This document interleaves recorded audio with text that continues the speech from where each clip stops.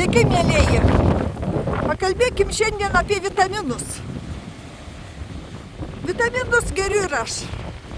Ir jums patariu gerti. Kad ten ir gana daug chemijos ir visa kita, bet geriau juos vartoti, negu kad nevartoti. Vitaminai reikalingi žmogui.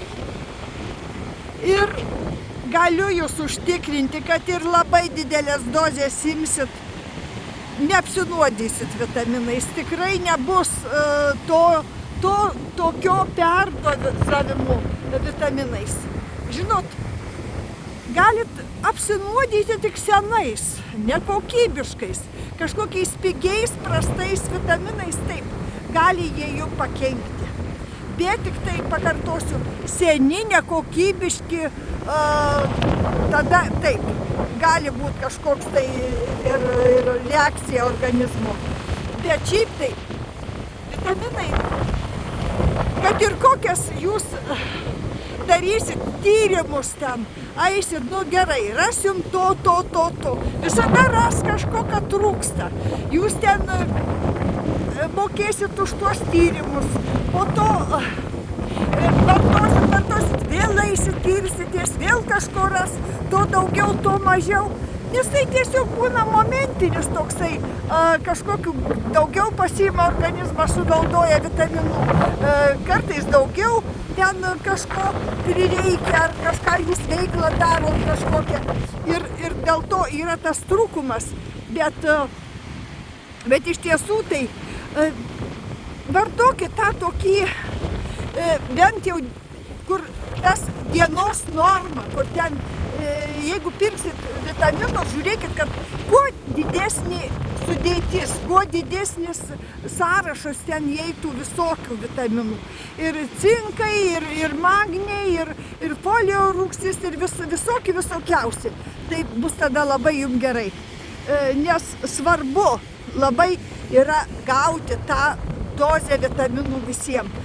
Ir tas dienos vitaminus, arba jeigu norit atskirai, ypač vyresniems žmonėms, magnių tikrai bus trūkumas, jeigu jūs tik tai tą dozę, ką gausit tam kompleksiniam vienoj toj piliulėj vitaminų, tada bus trūkumas. Magnį vyresni žmonės tikrai rekomenduoju, pavakarę išgerkit ant nakties, jums geriau dirbs širdis, jums nebus spazmų, jums netraukis tų kojų ir magnio trūkumas labai kenkia širdžiai pirmiausia.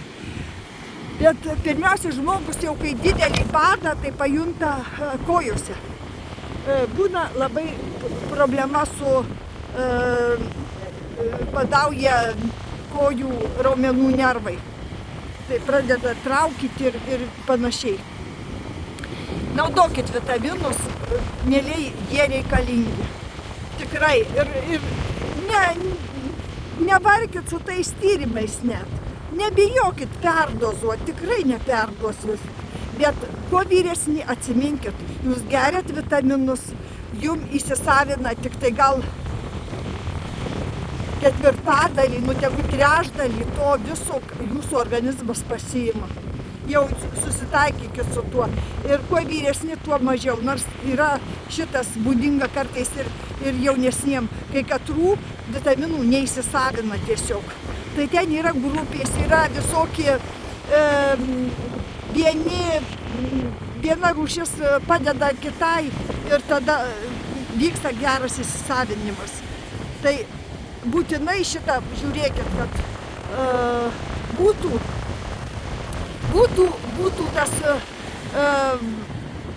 nes kalcis, bet tam tikrų, B vitaminai, kiti ten reikia, kad jie būtų šalia dar ir kitas. Ir vaistininkai jums patars, jūs pasiklauskit, jie tikrai gana kokybiškai jums patarinės, ką daryti ir kokius vitaminus jums reikia naudoti.